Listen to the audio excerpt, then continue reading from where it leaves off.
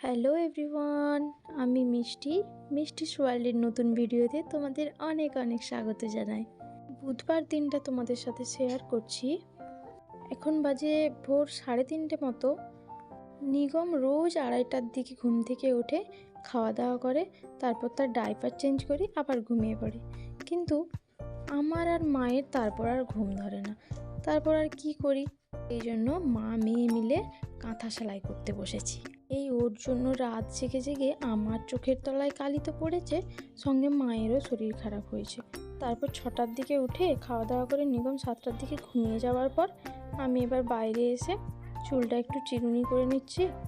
আর যতবার চুল আঁচড়াই ততবার চিরুনি ভর্তি চুল পড়ে। সবাই বলতো ছেলে হাসলে নাকি চুল পড়বে, আমি বিশ্বাস করতাম না। এখন সত্যিই হাতে নাতে ফল পাচ্ছি। যে হারে চুল পড়তে লেগেছে, আর 2 দিন পর মনে হয় সত্যি সত্যি নাক পড়ে যাবে। কিচ্ছু করার নেই, যে কটা চুল মাথায় আছে ওগুলোও পড়বে।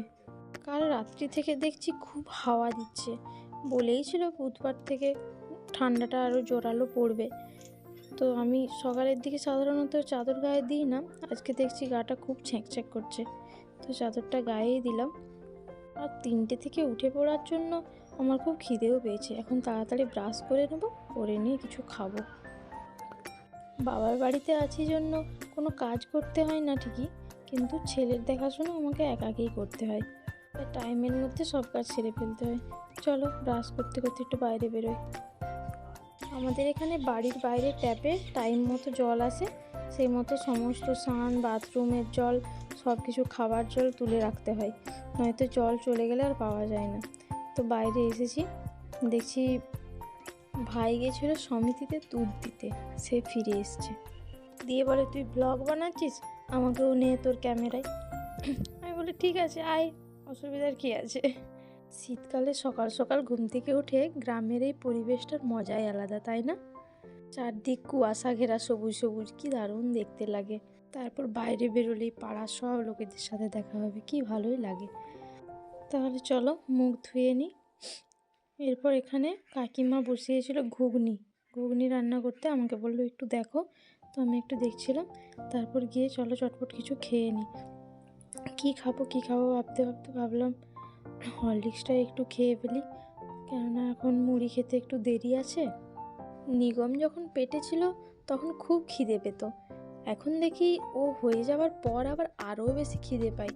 বাবারে বাবা, সবসময় খাই খাই করতেও লজ্জা লাগে। কিন্তু শুধু বেবির শরীর দেখলেই তো হবে না, নিজের শরীরটাও তো ঠিকঠাক রাখতে হবে। তাই খিদে পাক না পাক টাইমলি খাওয়াটা খুবই জরুরি। তোমরাও যারা নতুন নতুন মা হয়েছো, অবশ্যই বেবির পাশাপাশি নিজেদের স্বাস্থ্যেরও খেয়াল রাখবে, কেননা বেবি যখন একবার পৃথিবীতে চলে এসেছে তখন আগামী 20 বছর মায়ের শরীর অসুস্থ হবার কোনো জায়গা নেই। আগামী 20 বছর নিজেকে সুস্থ রাখতেই হবে, কেননা বাচ্চা মানুষ করতে হবে, তাই না? আমি হরলিক্সটা গুলে গুলে খাচ্ছি আর খালি ভাবছি ও মনে হয় এই উঠে পড়লো। জানি কি করে বুঝতে পারে, গন্ধ পাই নাকি গায়ের কি জানি। আমি পাশ থেকে সরে গেলেই ও ঘুম থেকে উঠে পড়ে। ও যতক্ষণ ঘুমোবে পাশে শুয়ে থাকবো ঠিক আছে, কিন্তু আমি যেই উঠে যাব অমনি ও মা করতে শুরু করবে, গা ভাঙবে, তারপর ঠিক উঠে পড়বে।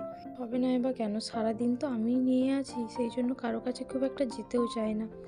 বাবার ছোট একটা দোকান আছে, তো মা বাবা ওখানেই সারাদিন ব্যস্ত থাকে।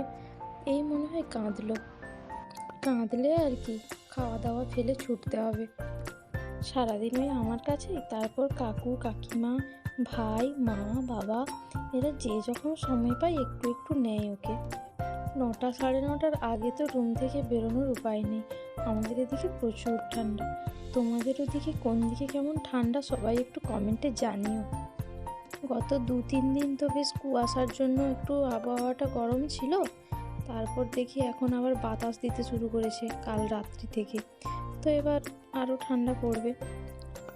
যা খেয়ে নিয়েছি, এরপর খেয়ে দিয়ে দেখি বোনের মামা বাড়ি থেকে ভাইরা এসেছে গুড় নারকেল দিতে। বুঝতেই পারছো সামনে মকর সংক্রান্তি, একটা বাবার বাড়ি থেকে গুড় নারকেল আসার ব্যাপার থাকে। তো এখানে ঘুমিয়ে গেছে নিগম, আবার ওকে দোলনায় শুয়ে দিয়েছি, দিয়ে ভাইদের সাথে একটু গল্প করছিলাম। তারপর আধা ঘন্টা যেতে না যেতেই ভাইরা বাড়ি গেছে কি ও উঠে পড়েছে। মহারাজ দোলনায় শুয়ে শুয়ে রোদের মধ্যে দেখো পিট পিট করে দেখছে। ঘুম থেকে উঠে ওর মুডটা এইরকমই থাকে, কিচ্ছু বলবে না, চুপচাপ কিছুক্ষণ দেখবে।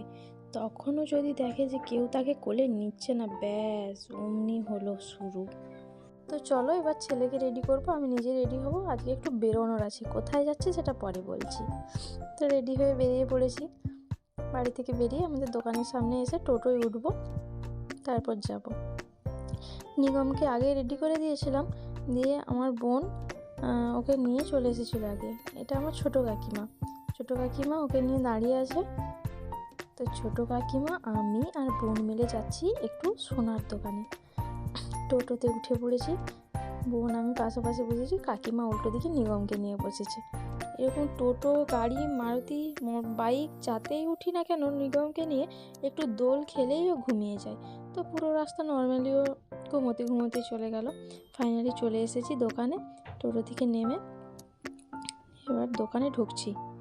টুকটাক কিছু জিনিস নেওয়ার ছিল, যে জন্যই আমি নিগমকে সাথে নিয়ে এলাম। ওকে বাড়িতে রেখে আসার উপায় নেই, ও তো ব্রেস্ট ফিডিংই করে, খালি একদমই কি বলবো বোতলে এতে খেতে যায় না, জন্য ওকে সাথে করে নিয়ে এলাম। দোকানের ভিতরে আমি একটু মানে দেখানোর চেষ্টা করছিলাম যে তোমাদের সাথে শেয়ার করব কী কী জিনিস কিনি। তো ওইখানকার কাকু সে হচ্ছে ভিডিও করতে দিচ্ছে না, বলে যে না, যে জিনিসটা তুমি নিবে খালি সেটারই ভিডিও নাও, সেটাই হচ্ছে ছবি তোলো, বাকি হচ্ছে দেবে না। তারপর দেখো কতগুলো টাকা দিয়ে দিলাম, তাও এতটুকু একটা জিনিসের জন্য কত টাকা দিয়ে দিলাম। আমি কি নিয়েছি সেটা আমি পরে একটা শর্ট ভিডিওতে দেখাবো, আর বোন কি নিয়েছে, কাকিমা কি নিয়েছে সেগুলো সম্ভব হলে দেখাবো, ঠিক আছে। এই সোনার দোকানে গিয়ে তারপর আমার কিছু পরিচিত দিদির সাথে দেখা হলো, দুজন পরিচিত দিদির সাথে দেখা হলো, খুব ভালো লাগলো, অনেক দিন বেরোয়নি বাড়ি থেকে। তারপরে বোনের জন্য এই ছোট্ট পার্লে চোকারটা দেখছিলাম, ওটা ওকে গলায় পরিয়ে টার্সেলটা লাগিয়ে দিল দোকানের কাকু, বললো যে গলায় পরিয়ে দেখো কেমন হয়েছে, খুব সুন্দর লাগছে না, বোনের গলায় খুব সুন্দর মানিয়েছে। তারপর আমরা বেরিয়ে সোনা দোকান থেকে বেরিয়ে এবার বাড়ি যাব। তো বাড়ির পথে বেরিয়েছি, তো আমার একটা মেসোর সাথে দেখা হয়েছে, আবার কথাবার্তা বলে এবার বাড়ি চলে এসেছি। এসে বিকেলে একটু বাইরে ঘোরাঘুরি করতে চুলটা চিরুনি করে নিলাম। নিগম তখন ঘুমোচ্ছিল, ও এখন দিনের বেশিরভাগ টাইমটাই ঘুমিয়ে কাটায়, তো যে জন্য আমি ব্লগিংটা শুরু করতে পেরেছি। অনেক দিনের ইচ্ছে ছিল টুকটাক একটু ব্লগ বানাবো, কিন্তু অসুবিধে কী হয়েছে, আমি ভালো এডিট করতে পারি না, এখনও অনেক কিছু ডিফল্ট থেকে যায় আমার ভিডিওর মধ্যে। তো তোমরা একটু ক্ষমা করে দিও, নিজেরা কি বলবো বোনের মতো ভেবে একটু ক্ষমা করে দিও, কেননা আমি এডিটিংও ভালো পারি না, যেই জন্য ভয়ে ব্লগিংটা শুরু করেছি। কিছু এক্সট্রা ভিডিও, কিছু এক্সট্রা ভয়েস, কিছু চারপাশের আওয়াজ এরকম চলে আসতেই থাকে কিছু। এরপর সন্ধ্যাবেলায় ঘুগনি দিয়ে মুড়ি মাখিয়ে মিষ্টি দিয়ে বেশ খেয়ে নিলাম, ব্যাস। এবার রাত্রে কী খাবো সেটা তোমাদের সাথে শেয়ার করছি। আজকের মধ্যে টাটা, দেখা হচ্ছে নতুন ভিডিওর সাথে। টাটা বন্ধুরা, ভালো থেকো সবাই।